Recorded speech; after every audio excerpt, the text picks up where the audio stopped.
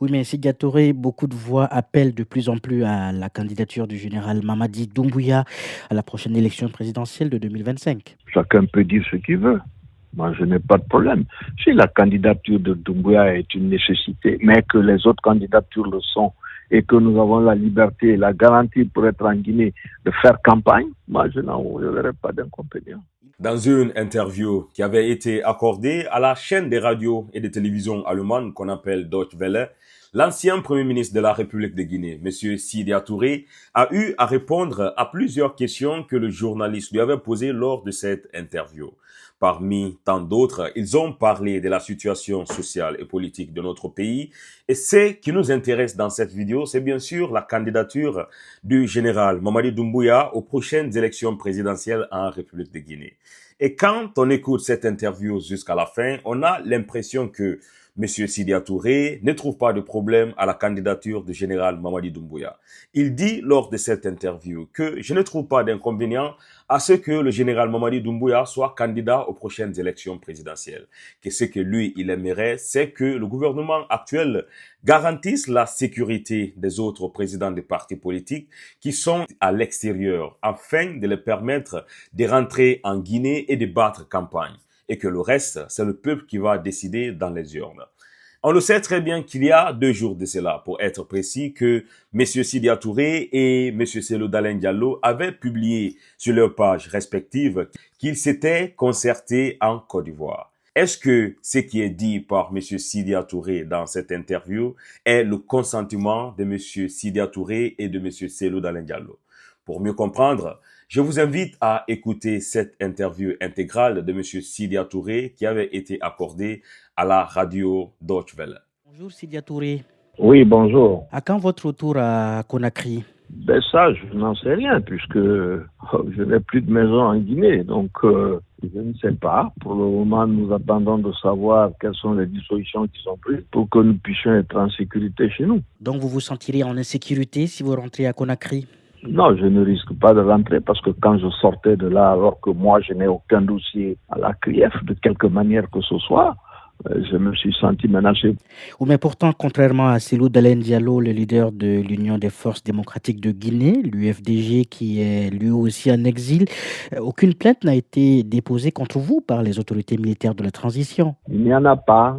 Et puis en plus, c'est assez malheureux parce que nous avons applaudi l'arrivée de ces jeunes gens qui remplaçaient le régime de kleptocrates et d'incompétents que Alpha Condé avait mis à la tête du pays. Donc on avait applaudi en ce temps et je n'ai pratiquement pas compris comment ça se fait que les choses aient tourné aussi brutalement dans un sens totalement contraire. Alors, selon le Premier ministre de transition Bahouri, le référendum pour valider ou non le projet de constitution qui a été élaboré, ce référendum aura lieu à la fin de cette année, au plus grand tard. Est-ce que vous y croyez? Nous n'avons pas, à ce que je sache, il n'y a pas de liste électorale établie. J'avais cru comprendre qu'il y avait des procédures pour faire le recensement et toutes ces choses-là. S'il pense pouvoir faire ça en 2 ou 3 mois, je lui présente mes félicitations. Et que pensez-vous du contenu du projet de constitution qui a été élaboré? Je l'ai lu en diagonale. Vous savez, les constitutions des pays francophones sont toutes inspirées de la constitution gaulienne de 1958. Donc, franchement, il n'y a rien de nouveau, sauf que il y a des mesures qui visent les individus, mais qu'on essaie de noyer dans le cadre de la loi. Oui, notamment les Guinéens qui détiennent une autre nationalité et qui ne pourront pas faire acte de candidature lors de la prochaine élection présidentielle. Tout ça, je dis, je n'en pense rien du tout. Et ceux qui détiennent d'autres nationalités, ils sont nombreux là-bas. Autre innovation prévue dans ce projet de nouvelle constitution, le général Doumbouya, à la tête de la transition, pourrait être candidat s'il le souhaite, puisque les candidatures indépendantes sont autorisées dans ce projet de nouvelle constitution. Pour le moment, je ne fais pas un débat sur cette question, parce que je trouve que ça a très peu d'intérêt dans la mesure où je ne vois rien venir. Pour que nous puissions participer à des discussions sur la Constitution, nous avions proposé des solutions en cela, à savoir mettre en place disons, une structure qui permettrait de recevoir tout un chacun. Ce qui s'est fait à Conakry en dehors de nous tous nous prononcer là-dessus, moi je n'en vois vraiment pas l'intérêt. Oui, mais Sidya Touré, beaucoup de voix appellent de plus en plus à la candidature du général Mamadi Doumbouya à la prochaine élection présidentielle de 2025. Chacun peut dire ce qu'il veut. Moi, je n'ai pas de problème.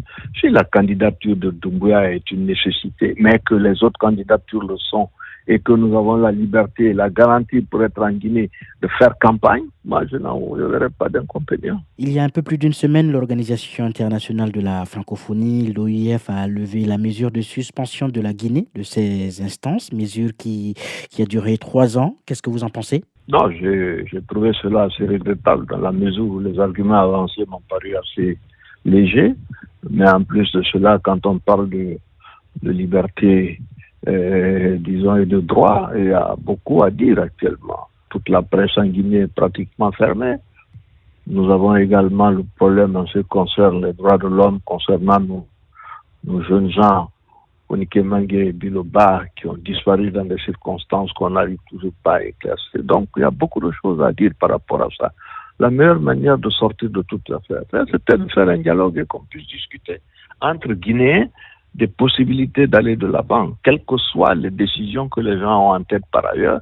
Mais s'il n'y a pas un débat qui permet à chacun d'entre nous de s'exprimer, ça ne sert à rien. Et avez-vous le sentiment que la communauté internationale ferme les yeux en ce qui concerne la transition en Guinée? C'est ce que nous leur disons, en tout cas, c'est l'impression que ça donne. Sidya Touré, merci. Merci beaucoup. Si on a écouté cette interview de M. Sidya Touré jusque-là, on a tous compris une chose. On a compris que M. Sidya Touré, président de l'UFR et ancien premier ministre en République de Guinée, n'est pas contre la candidature du général Mamadi Doumbouya aux prochaines élections présidentielles.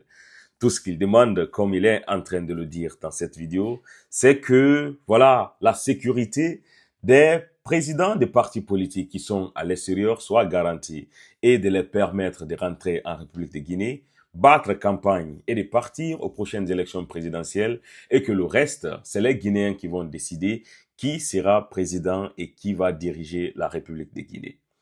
Je me dis que, voilà, l'histoire est réellement têtue et je demande humblement à tous les Guinéens de faire un pas en arrière et de regarder 10 ans en arrière, disons même de regarder peut-être 15 ans en arrière. Parlons des années 2009, de la candidature du capitaine Moussa Dadis Camara et de tout ce qui s'était déroulé au stade du 28 septembre où on a vu des Guinéens qui sont morts, des Guinéens qui ont perdu la vie pour, voilà, satisfaire la cause des politiciens. Parce que quand on voit aujourd'hui les mêmes acteurs des partis politiques qui s'étaient opposés à la candidature du capitaine Moussa Dadis Camara en train d'affirmer ouvertement qu'ils ne sont pas contre la candidature du général Mamadi Doumbouya, on s'est dit qu'il y a quelque chose qui ne marche pas. Ou alors, on doit se retourner à ma thèse dont je disais que le capitaine Moussa Dadis Camara a été victime de complots depuis le début des procès du 28 septembre quand j'étais en train de faire des vidéos là-dessus.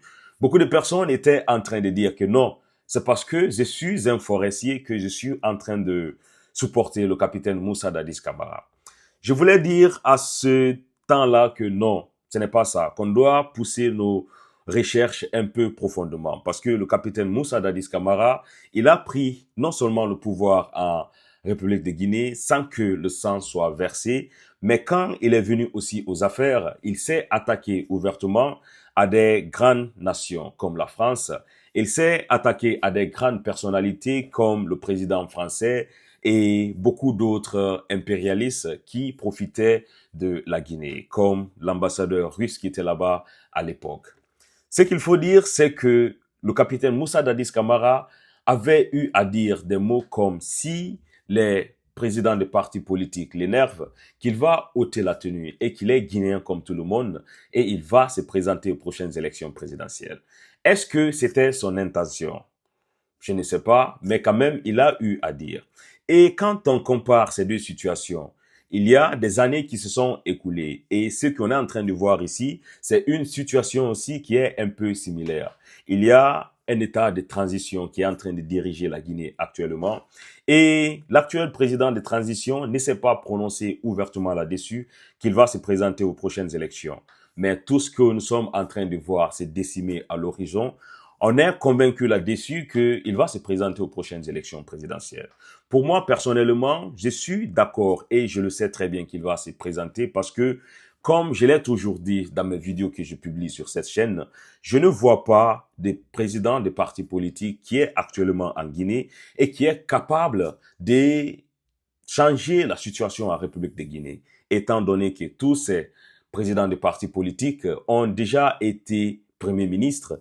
Ils nous ont montré ce qu'ils savent faire. Et quand on voit les années qui se sont écoulées, quand je les vois, je me dis que seulement c'est des gens qui cherchent à appeler à la manifestation afin de pousser les pauvres Guinéens dans les rues. Et quand il y a des morts, c'est les mêmes personnes qui vont essayer de faire les interviews partout, en train d'appeler la CEDEAO, en train d'appeler la communauté internationale pour dire que ce régime est en train de faire des bavures ou bien en train de massacrer sa propre population, en oubliant que ce sont eux qui sont en train d'appeler ces pauvres populations à sortir dehors. Je me dis qu'on va comparer un peu la situation. Quand on voit M. Sidya Touré en train de dire qu'il ne trouve pas d'inconvénient à la candidature du général Mamadi Doumbouya et que c'est les Guinéens qui vont décider dans les urnes qui va décider, je me dis où est la différence entre cette transition du capitaine Moussa Dadis Camara et ce que nous sommes en train de vivre actuellement du général Mamadi Doumbouya.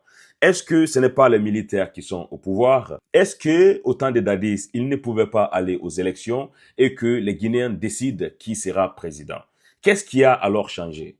Et quand on prend aussi M. Bahouri, qui est actuel Premier ministre, qui était aussi à la tête de tout ce qui était passé au stade du 28 septembre, qui aujourd'hui est en train de dire aussi que le général Mamadi Doumbouya est un Guinéen comme tout le monde, qu'il peut se présenter aux prochaines élections présidentielles.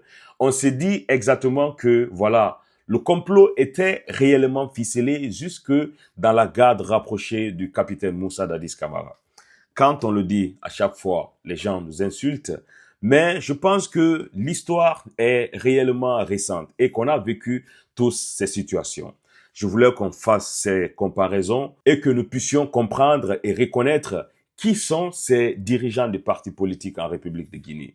Quel est réellement leur visage? Parce que tout ce qu'ils sont en train de faire, que la population meure ou pas, voilà, c'est des businessmen de crise. Ils le font parce que tout ça, ça va enrichir leur CV et qu'ils continuent à chanter devant les médias internationaux, soit disant que ceci se passe dans notre pays.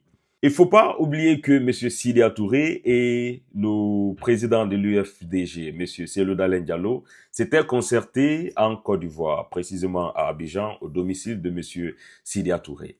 Ils ont eu alors à parler, bien sûr, de la situation sociale et politique de notre pays. Il se peut qu'ils ont aussi parlé de la candidature de M. Doumbouya.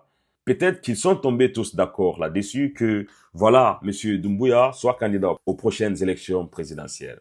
En tout cas, mes frères, ce qu'il faut dire, que eux, ils le veulent ou pas, actuellement, il n'y a pas de dirigeant en République de Guinée qui est capable de relever la situation. Et il faut toujours reconnaître, quand on parle du mal d'un dirigeant dans un pays, soit disant qu'il est en train de durcir les choses, c'est parce qu'il est en train de taper exactement là où ça fait mal. Et c'est ce que nous sommes en train de voir en République de Guinée. Avant de terminer cette vidéo, mes frères, tout ce qu'il faut comprendre, c'est de dire que prions que la paix revienne en République de Guinée et tout le meilleur pour notre peuple.